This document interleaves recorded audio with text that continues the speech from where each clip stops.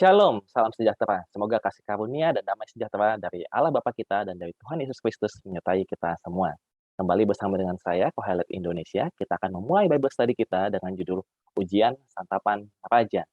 Ini adalah satu dari seri 30 ucapan orang bijak, khususnya ini ucapan yang keenam, di mana kita memasuki bagian kedua dari 30 ucapan orang bijak. Sebelum-sebelumnya kita telah membahas bagian pertama, yakni bagaimana seorang awam bisa masuk dan bekerja kepada raja, bekerja di istana. Nah, sekarang kita memasuki bagian yang kedua, yakni ketika seorang awam itu sudah menjadi seorang pegawai di istana, sebagai pegawai pemula, ia akan menghadapi bermacam-macam godaan. Nah, ini kita akan bahas godaan-godaan apa saja kah yang ada dan bagaimana cara menghindarinya. Nah, jadi ada 6 godaan. Ini di bagian 2 ya, dari ucapan 6 sampai ucapan 11 dari orang bijak. Nah, godaannya ada 6. Yang pertama adalah godaan santapan raja yang akan kita bahas pada hari ini. Lalu yang berikutnya ada godaan kekayaan, godaan suap, godaan untuk selalu berdebat, godaan untuk menyalahgunakan kekuasaan, dan yang terakhir adalah godaan untuk tidak menerima kritik dan masukan. Nah, jadi ada 6 macam godaan ya. Nah, kita akan memulai dari godaan yang pertama, yaitu di ucapan 6 terkait ujian atau godaan santapan raja. Nah, raja sendiri di sini tentu bisa diinterpretasikan banyak hal ya, bisa secara literal raja atau untuk di dunia sekarang mungkin atasan-atasan kita, tapi kita semua tahu bahwa raja yang sesungguhnya adalah raja kita di surga. Nah, kita mulai dulu ya. Jadi apakah Tuhan itu menguji gitu kan? Apakah Tuhan mencobai umatnya? Nah, banyak orang yang Kristen berkata bahwa, "Oh, Tuhan itu tidak mencobai umatnya, tapi menguji." Kenapa tidak mencobai? Mana ayatnya? Biasanya selalu mengambil ayat dari Yakobus pasal 1 ayat 13 sampai 14. Nah, kita baca dulu ya buat yang, belum tahu atau mungkin yang sudah tahu tapi kita, lakukan refresh sedikit. Nah, jadi, ambil Alkitabnya, kalau belum ada di tangan, di-pause dulu, ambil Alkitab, lalu kita baca bersama. Kita buka Yakobus pasal yang pertama. Yakobus pasal yang pertama, ayat yang ke-13 sampai 14. Oke, saya bacakan ya. Apabila seorang dicobai, janganlah ia berkata, "Pencobaan ini datang dari Allah." Sebab Allah tidak dapat dicobai oleh yang jahat, dan ia sendiri tidak mencobai siapapun. Tetapi tiap-tiap orang dicobai oleh keinginannya sendiri karena ia diseret dan dipikat olehnya. Jadi banyak orang Kristen menggunakan ayat ini untuk mengatakan bahwa Tuhan itu tidak mencobai kita. Setiap orang itu hanya dicobai dari keinginannya sendiri. Tapi apakah benar demikian? Mari kita coba teliti lebih lanjut. Misalnya kita bisa baca Kejadian 22 ayat 1. Adakah dari saudara yang tahu ini kisahnya tentang apa? Ya, tentu ini adalah kisah tentang Abraham diuji ya untuk mengorbankan Ishak. Nah, apakah ini pencobaan atau tidak nih? Apakah Tuhan mencobai umatnya? Kita coba baca Kejadian 22 ayat 1. Di sini dikatakan, bahasa Indonesianya, setelah semuanya itu, Allah mencoba Abraham. Ia berfirman kepadanya, "Abraham," lalu sahutnya, "Ya Tuhan." Firman-Nya, "Ambillah anakmu yang tunggal itu yang kau kasihi, yakni Ishak, pergilah ke tanah Moria dan persembahkanlah ia di sana, sebagai korban bakaran pada salah satu gunung yang akan kukatakan kepadamu." Jadi di sini Tuhan itu mencoba Abraham. Meskipun banyak yang bilang, "Oh, ini bukan mencoba, ini menguji."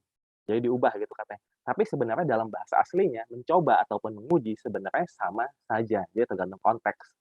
Nah, nanti kita bisa bahas lebih lanjut, tapi pada dasarnya Yakobus bilang Tuhan tidak mencobai, tapi di sini dikatakan bahwa Tuhan mencobai. Nah, ini kan jadi kadang ada orang yang mulai bingung, jadi sebenarnya Tuhan mencobai atau tidak sih? Nah, coba kita, pelajari lebih lanjut sebelum mengambil kesimpulan ya. Kita baca Mazmur pasal 66 ayat 10. Ya, ini Mazmur Daud ya. Ini menarik, karena banyak yang bilang ujian itu untuk yang baik, sedangkan cobaan itu buruk gitu ya. Nah, tapi kita coba baca Mazmur 66 ayat 10. Ini kata-kata Daud. Nih, di sini dikatakan apa? Mazmur 66 ayat 10. "Sebab Engkau telah menguji kami, ya Allah, telah memurnikan kami seperti orang memurnikan perak." Nah, di sini dikatakan kata menguji, padahal sebenarnya kata yang digunakan sama dengan yang kejadian tadi ya, menguji, mencoba itu sama saja. Nah, tapi di sini dikatakan apa? Menguji, Tuhan itu menguji seperti memurnikan. Seperti memurnikan perak. Jadi tujuan dari ujian atau cobaan yang dari Tuhan adalah tujuan yang baik, memurnikan atau membersihkan. Membersihkan dari apa? Tentu ya dari dosa ataupun dari sifat-sifat yang buruk ya. Jadi sebenarnya ujian ataupun cobaan, meskipun katanya sama, buat kita bedakan ujian itu yang positif, begitu saja ya. Jadi ujian dari Tuhan itu sebenarnya apa? Memurnikan. Jadi ujian itu adalah sebenarnya sesuatu yang bagus. Nah, jadi kan sekarang kita balik lagi ke Yakobus yang pasal pertama yang tadi sudah kita baca, katanya Tuhan tidak mencobai, tapi cobaan datang dari sendiri. Jadi untuk mengerti ayat ini, saudara perlu memahami bahwa jadi ada 2 macam godaan. Ada yang dari Tuhan itu adalah ujian, dan ada juga yang datang dari sendiri, dari keinginan kita pribadi. Itulah yang menjadi godaan yang dikatakan oleh Yakobus, jangan kamu bilang bahwa itu datang dari Tuhan. Jadi apabila itu keinginan dari diri saudara sendiri, jangan salahkan Tuhan. Itu maksudnya Yakobus. Jadi ada ujian yang dari Tuhan, ada juga ujian atau godaan yang datang dari sendiri. Untuk mengerti ini, kita kembali ke Yakobus. Kita lihat saja Yakobus pasal 1 ayatnya yang kedua. Ya. Yakobus pasal 1 ayat yang kedua, di sini dikatakan, saudara bisa juga baca di layar, tapi lebih baik baca di Alkitab. Saudara-saudaraku, anggaplah sebagai suatu kebahagiaan apabila kamu jatuh ke dalam berbagai-bagai pencobaan. Nah, tentu pencobaan yang di sini bukan pencobaan yang dari diri sendiri ya, karena di sini dikatakan berbahagialah. Ini maksudnya adalah ujian dari Tuhan, seperti yang disebutkan oleh Daud di Mazmur 66. Jadi berbahagialah orang yang mendapat cobaan atau ujian dari Tuhan. Kenapa? Karena tadi menurut Daud, ujian itu memurnikan. Oke, kita lanjut dulu ya. Jadi, seperti Daud, seharusnya kita itu merindukan ujian Tuhan. Menginginkan Tuhan untuk menguji kita, karena ujian itu memurnikan. Nah, kita bisa baca dari Mazmur pasal ke-26 ya. Mazmur pasal 26, jadi kita pelajari lagi tentang Daud, bahwa ternyata Daud ini justru merindukan untuk diuji oleh Tuhan. Karena Yakobus juga mengatakan bahwa sebenarnya ujian atau cobaan dari Tuhan itu membahagiakan ujungnya. Baiklah, kita buka dulu sama-sama Mazmur pasal yang ke-26, ayat 2 sampai 5 dan 8. Tapi mungkin saya langsung, baca sampai ayat 8 aja ya, jadi nggak usah pisah-pisahkan. Nih, kita baca perkataan Daud ya, pasal 26 ayat 2. "Ujilah aku ya Tuhan, dan cobalah aku." Jadi uji dan coba ya. "Selidikilah batinku dan hatiku, sebab mataku tertuju pada kasih setiamu, dan aku hidup dalam kebenaranmu. Aku tidak duduk dengan penipu, dan dengan orang munafik aku tidak bergaul. Aku benci kepada perkumpulan orang yang berbuat jahat, dan dengan orang fasik aku tidak duduk." Ini mirip dari, Mazmur 1 ya. Jadi sana ini lagi menghidupi 4 nilai dasar yang telah kita pelajari sebelumnya ya, menghindari pergaulan yang buruk. Lalu ayat 6, "Aku membasuh tanganku tanda tak bersalah, lalu berjalan mengelilingi mezbah-Mu ya Tuhan, sambil memperdengarkan nyanyian syukur dengan nyaring, dan menceritakan segala perbuatan-Mu yang ajaib." Lalu ayat 8, "Tuhan, aku cinta pada rumah kediaman-Mu, dan pada tempat kemuliaan-Mu bersemayam." Nah, jadi Daud itu ingin diuji supaya apa? Supaya ia bisa masuk ke tempat Tuhan bersemayam. Karena Tuhan itu suci, jadi hanya orang yang suci yang bisa masuk ke dalam rumah Tuhan. Nah, ujian Tuhan itu memurnikan supaya seorang menjadi suci dan layak untuk masuk ke dalam rumah Tuhan. Jadi itulah kenapa Daud merindukan ujian, dan seharusnya kita pun juga begitu. Nah, jadi kalau di dalam istana, itu sebenarnya juga sama ya. Jadi tadi kita lagi bicara tentang, raja itu sebagai Tuhan. Tapi dalam istana yang dalam arti yang lebih figuratif, dalam kerajaan atau bahkan dalam dunia modern, mungkin dalam perusahaan gitu misalnya. Di dalam istana raja, seorang pegawai pemula itu akan dihadapkan dengan berbagai macam ujian dan godaan. Nah, ujian-ujian yang baik itulah yang sebenarnya seorang bawahan itu harus siap, karena itu akan membahagiakan karena setelah lulus uji, dia akan istilahnya dipromosi. Nah, ini kan masih pegawai pemula kan. Nah, ini kita lagi belajar tentang berkarir ya, dari 30 ucapan orang bijak. Nah, kita baca dulu Yakobus pasal 1 ayat 12 untuk melanjutkan. Tadi kita sudah baca Yakobus pasal 1 ayat 13 sampai 14, lalu juga pasal 1 ayat 2. Tapi ini yang menarik, pasal 1 ayat 2 kan tadi bilang ujian itu membahagiakan kan. Nah, baca Yakobus pasal 1 ayat 12, kita sama-sama baca. "Berbahagialah orang yang bertahan dalam pencobaan. Sebab apabila ia sudah tahan uji, ia akan menerima mahkota kehidupan yang dijanjikan Allah kepada barang siapa yang mengasihi Dia." Ya, jadi kenapa dibilang berbahagia ada ujian? Karena itu kesempatan. Karena setelah tahan uji, kita akan diberikan mahkota kerajaan. Ya, jadi emang 30 ucapan orang bijak ini selalu tentang bagaimana selalu mendekat kepada sang raja. Oke, kita lanjut dulu. Kita bahas tentang, ucapan enamnya ya. Jadi kan kita tadi belum baca ucapan enamnya sendiri bunyinya seperti apa. Kita kembali ke Amsal pasal 23, dia 30 ucapan orang bijak. Mudah-mudahan saudara sudah ingat lokasinya di mana, dari pasal 22 ayat 17 sampai 24 ayat 22 ya. Nah, tapi untuk ucapan yang keenam secara spesifik, ini dimulai dari Amsal pasal yang ke-23 ayat 1 sampai 3. Saudara bisa baca di screen, tapi kalau punya Alkitab lebih baik langsung baca dari Alkitab bersama saya. Saya bacakan ya. Amsal 23 ayat 1 sampai 3. Ini ucapan 6. Bila engkau duduk makan dengan seorang pembesar, perhatikanlah baik-baik apa yang ada di depanmu. Taruhlah sebuah pisau pada lehermu bila besar nafsumu. Jangan ingin akan makanannya yang lezat, itu adalah hidangan yang menipu. Nah, jadi ini menarik ya, kalau saudara baca di ayat sebelumnya, ucapan 5 itu kan bagaimana seorang akhirnya menghadap raja, akhirnya ya. Dari orang awam akhirnya masuk ke istana, ke lingkungan raja. Nah, sekarang sudah di dalam istana, ucapan 6 mengatakan akhirnya dalam istana ini akan makan dengan pembesar, ya maksudnya juga raja gitu ya. Nah, tapi yang menarik di sini dikatakan apa? Perhatikan baik-baik apa yang ada di depanmu. Yang di depanmu ini tergantung terjemahannya, ada yang bilang, "Oh, maksudnya perhatikan makanannya." Bukan ya, sebenarnya ini maksudnya adalah perhatian di depanmu adalah perhatikan sang raja itu yang penting. Kenapa? Karena makanan yang disuguhkannya itu menipu. Nah, ini menarik, kenapa makanan itu menipu? Bahkan di sini diperingatkan, hati-hati itu makanan yang menipu. Bahkan kalau besar nafsumu, taruhlah pisau di lehermu supaya kamu, ya istilah tidak tergoda untuk makan. Nah, kenapa makanan dari seorang pembesar menipu? Karena itu adalah suatu ujian. Nah, inilah yang akan kita bahas lebih lanjut ya. Tapi kita, bahas dulu dari Amsal Salomo, karena kalau saudara ingat, Amsal Salomo itu menjelaskan tentang ucapan orang bijak. Ini berdasarkan Amsal 1 ayat 6. Nah, lanjut lagi, Amsal-amsal Salomo yang menjelaskan, mengenai ini ya, mata raja itu mengadili. Makanya jadi berhati-hati, karena sebenarnya ketika santapan itu sedang dihidangkan, saudara atau sang pegawai pemula sedang diuji oleh raja yang memberikan santapan. Nah, kita, baca dari Amsal 20 ayat 8 dan 26. Jadi ini udah dirangkai ya, jadi kesannya loncat tapi justru malah lebih nyambung daripada saudara baca ayatnya berurutan di Amsal. Amsal 20 ayat 8 dan 26. Saya bacakan dulu yang ayat 8. Di sini dikatakan apa? Raja yang bersemayam di atas kursi pengadilan dapat mengetahui segala yang jahat dengan matanya.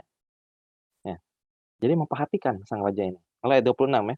Raja yang bijak dapat mengenal orang-orang fasik dan menggilas mereka berulang-ulang. Jadi mata raja itu selalu memperhatikan. Dia bisa tahu mana yang jahat, mana yang fasik. Dan itu yang mau digilas, mau disingkirkan. Nah, salah satu caranya adalah dengan ujian santapan.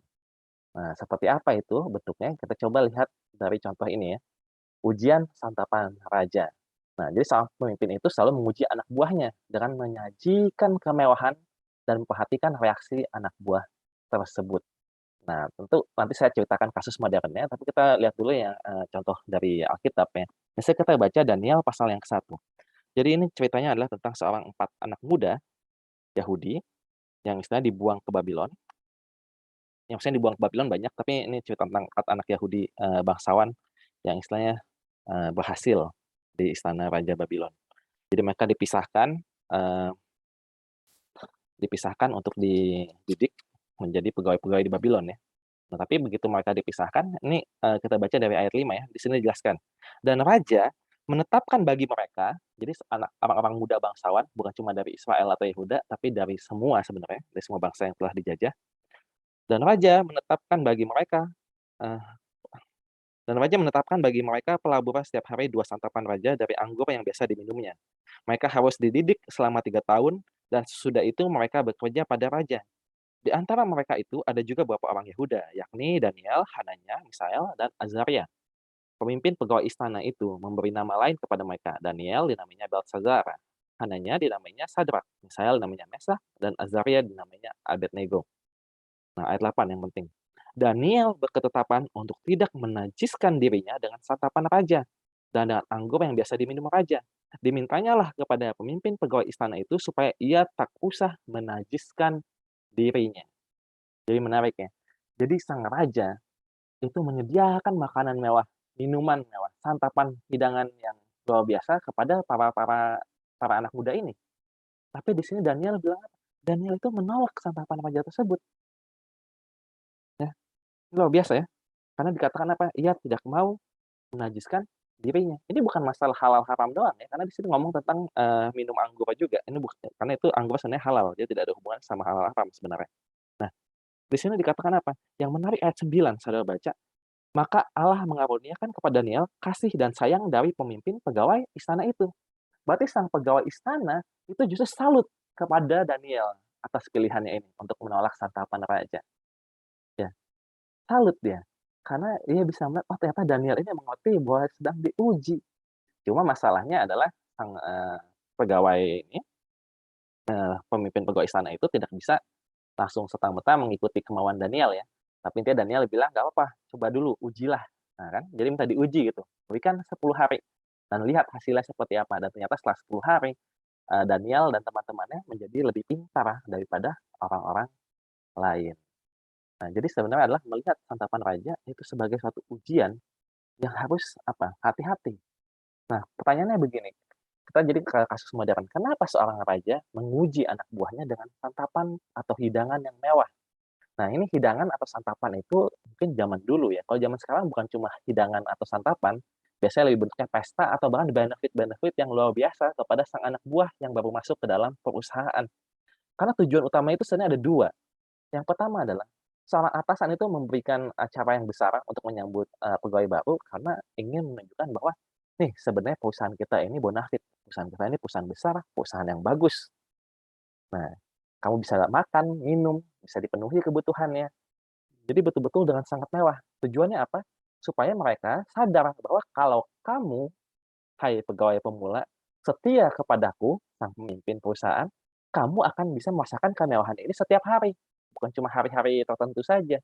Jadi menunjukkan bahwa ini loh yang bisa kamu capai kalau kamu setia bekerja kepadaku. Nah, jadi tujuan pertama, suatu perusahaan atau seorang atasan atau seorang raja memberikan hidangan yang mewah kepada pegawai pemula. Nah, tapi yang kedua, itu juga digunakan sekaligus untuk tujuan menguji mereka. Karena sang raja atau sang atasan itu ingin apa? Ingin melihat apakah sang anak buah yang baru ini mampu untuk menahan hawa nafsunya dan bisa dengan tenang melihat siapa di balik hidangan tersebut. Ya, jadi kalau ada yang diberikan kemewahan, terus langsung menikmati kemewahan itu tanpa memandang sang pemimpin perusahaan atau kepada raja, ini menunjukkan bahwa, oh ternyata dia itu apa, tidak bisa melihat jauh. Jadi sebenarnya saudara mesti mengerti bahwa seorang pemimpin atau seorang raja itu selalu tertarik pada pegawai pemula, karena pegawai pemula itu masih bisa dibentuk. Jadi meskipun tidak ada banyak waktu untuk bertemu dengan mereka dan mengetes mereka, biasanya ada acara kick off atau hidangan sambutan. Nah, pada saat itulah dipakai kesempatan untuk menguji sang bawahan, seperti itu. Nah, jadi, saudara contohlah Daniel untuk apa? Melihat ujian tersebut. Oke, kita lanjut dulu ya. Jadi ujian dasar ini, kalau sebelumnya kita di bagian pertama pernah, mempelajari tentang 4 nilai dasar, di sini adalah godaan-godaan dasar. Nah, ujian dasar yang pertama adalah tentang menahan nafsu makan. Nah itulah, makanya dikasih santapan raja, mau lihat bisa nahan nafsu makan nggak? Seperti itu. Bukan berarti nggak makan sama sekali juga ya, tapi intinya mau dilihat seberapa orang itu bisa menahan diri. Nah ini kita bisa lihat bahwa ternyata ujian hidangan adalah yang paling dasar dari semua ujian ataupun godaan lainnya. Karena kita bisa lihat bahwa ini ujian-ujian yang paling basic, yang paling dasar bahkan di Alkitab. Kita bisa lihat dari cerita, Adam dan Hawa di Taman Eden, ujiannya apa? Jangan makan buah dari pohon pengetahuan baik dan jahat. Nah, ini ujian makanan kan, di mana di situ ujung-ujungnya, Hawa tergoda ya karena dilihat, oh kelihatannya ini buah yang, bagus dipandang, bisa menjadikan bijak. Nah, lalu dimakan, jatuh ya. Bahkan ujian Yesus, Yesus pun diuji oleh setan dengan cara yang sama. Kalau, saudara masih ingat, ketika Yesus selesai dibaptis, ia dibawa oleh Roh Kudus ke padang gurun atau padang belantara ya. Nah, di situ ia akhirnya berpuasa 40 hari, 40 malam, dan akhirnya dia didatangi oleh setan, diuji kan. Ada 3 ujian, tapi yang paling, penting dalam, cerita kita kali ini adalah yang pertama ya, ujian pertama dibilang apa? "Hai, kalau kamu anak Allah, ubahlah batu ini menjadi roti." Jadi memang di ayatnya bahkan dikatakan bahwa Yesus pada saat itu lapar gitu ya. Jadi itu diuji, "Nih, kamu lapar kan? Ayo ubah aja batunya jadi roti." Nah, tapi hebatnya Yesus itu tahan ujian, tidak seperti Adam dan Hawa ya. Jadi makanya Yesus itu berhasil menggantikan, Adam yang waktu itu gagal, seperti itu. Nah, bahkan umat Tuhan itu juga diuji dengan cara yang sama. Umat Tuhan Misalnya kita bisa lihat di Perjanjian Lama adalah umat Israel ya. Diuji dengan apa? Mana di padang gurun. Kalau saudara ingat ketika mereka keluar dari Mesir, akhirnya kan, turun mana ya, lalu dikatakan apa? Ujian, "Kamu boleh mengumpulkan mana itu secukupnya saja untuk 1 hari. Hanya ketika hari Jumat atau hari persiapan sebelum Sabat, boleh ambil 2 bagian, karena nanti hari Sabat mananya tidak turun." Jadi sederhana sebenarnya. Tapi apa yang terjadi? Ketika disuruh ambil, secukupnya untuk 1 hari, ada dari mereka yang mengambil lebih dari yang seharusnya. Karena apa? Karena rakus, karena tidak percaya kepada Tuhan. Nah, maksudnya apa tuh bisa mengambil lebih? Karena Tuhan itu sebenarnya menurunkan mana juga jauh lebih banyak daripada yang diperlukan. Jadi kalau, nanti saudara baca, pelajari lebih detail, jadi mananya itu betul-betul, wah di mana-mana gitu ya. Nah, jadi kenapa Tuhan sengaja memberikan mana lebih dari secukupnya, karena itu sebenarnya adalah ujian. Dan sudah dikatakan ambil secukupnya, ternyata masih ada yang tidak lulus uji, mereka mengambil lebih, dan akhirnya ketika dibiarkan menjadi ulat atau belatung. Seperti itu ya ujian mana. Nah ini menarik tadi kita, bilang bahwa ini semua ujian, kita bisa ngelihat, kenapa sih ujian ini penting, kita bisa melihat juga dari 1 Yohanes pasal yang kedua. Jadi surat Yohanes, kita sama-sama baca, saudara buka Alkitabnya. 1 Yohanes 2 ayat 15 sampai 16. Saya bacakan ya. "Janganlah kamu mengasihi dunia dan apa yang ada di dalamnya. Jikalau orang mengasihi dunia, maka kasih akan Bapa tidak ada di dalam orang itu. Sebab semua yang ada di dalam dunia, yaitu keinginan daging dan keinginan mata serta keangkuhan hidup, bukanlah berasal dari Bapa, melainkan dari dunia." Nah, jadi keinginan daging ini termasuk, hawa nafsu ya, yang di sini disimbolkan atau diwakili dengan nafsu makan contohnya. Kenapa jadi ini berbahaya? Karena dikatakan kalau orang sudah mulai mengasihi nafsunya atau ingin memenuhi nafsunya sendiri, kasih pada Bapa itu tidak ada dalam dia. Nah, itu ya. Jadi ini sebenarnya menguji apakah sebenarnya seorang itu fokusnya lebih kepada Tuhan atau kepada makanan. Nah, tapi kita bisa, lanjut lagi sambil kita dalami.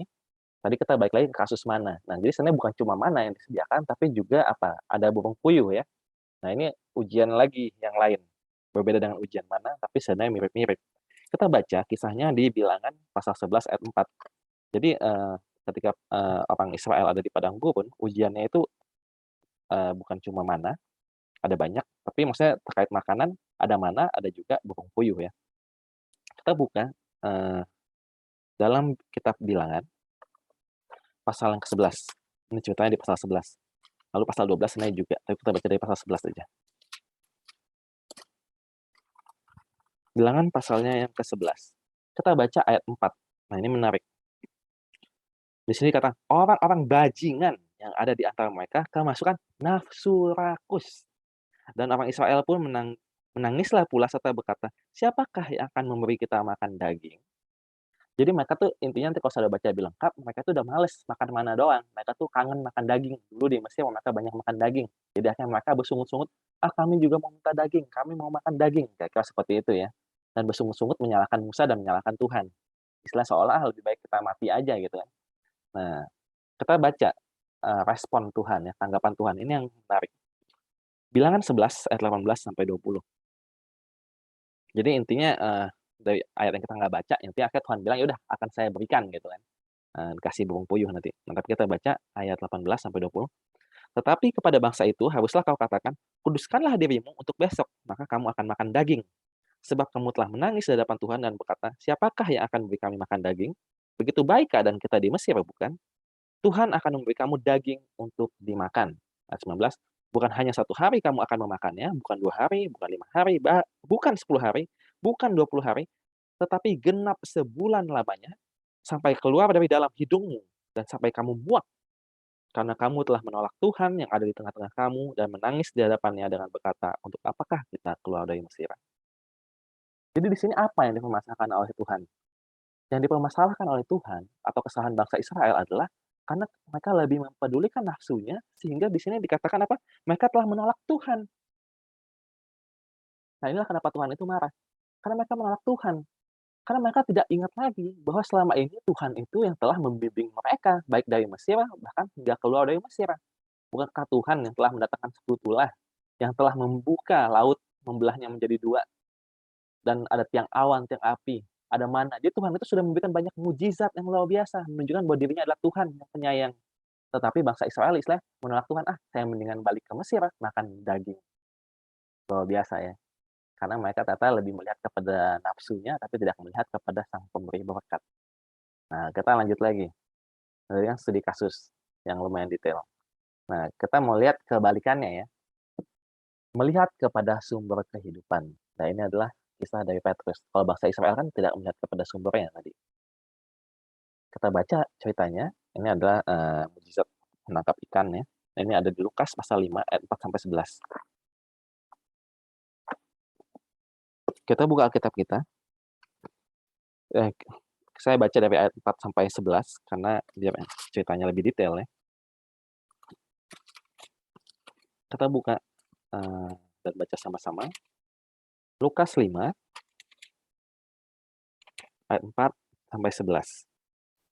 Jadi Yesus sebelumnya lagi mengajar di tepi pantai.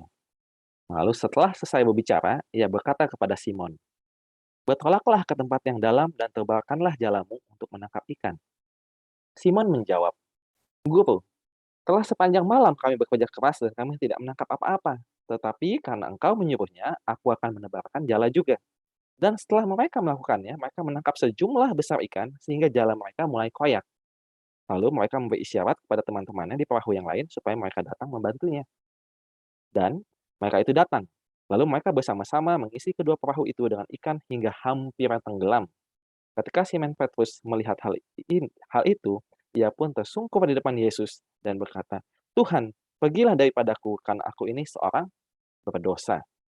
Sebab ia dan semua orang yang bersama-sama dengan dia takjub oleh karena banyaknya ikan yang mereka tangkap.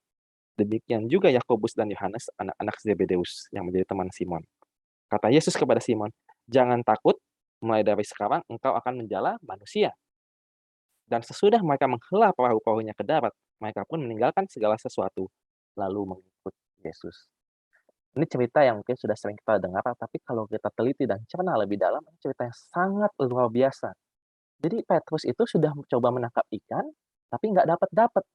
Hingga akhirnya dibilang sama Yesus, "Ayo coba kita pergi lagi pagi ini." Karena semalaman mereka udah nggak dapat gitu, dan biasanya memang nelayan itu, menangkap ikan saat malam. Nah, pada saat udah siang, tapi Yesus bilang, "Ayo kita pergi nangkap ikan." Ya udah mereka ikut katanya kan. Ya udah karena kamu yang minta, karena Yesus yang minta, kita coba melaut lagi. Dan tiba-tiba dengan ajaib, ikan ada banyak yang tertangkap. Jalannya itu dibilang udah hampir koyak, perahu-perahunya penuh. Ini sangat luar biasa ya, jadi ini suatu mukjizat, mukjizat yang sangat besar kan.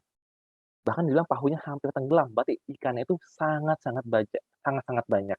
Nah, sekarang Saudara bayangkan kalau ada di posisi mereka, baik secara, aslinya seperti itu lagi nangkap ikan atau mungkin ya saat sekarang saja, misalnya Saudara berdoa minta sesuatu, tiba-tiba dapat berkat yang sangat melimpah. Apa yang akan Saudara lakukan? Apakah anggapan Saudara?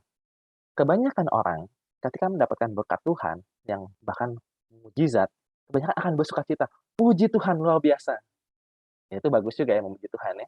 Tetapi apa yang dilakukan kemudian? Apa respon terhadap mukjizat tersebut? Apa respon terhadap berkat tersebut?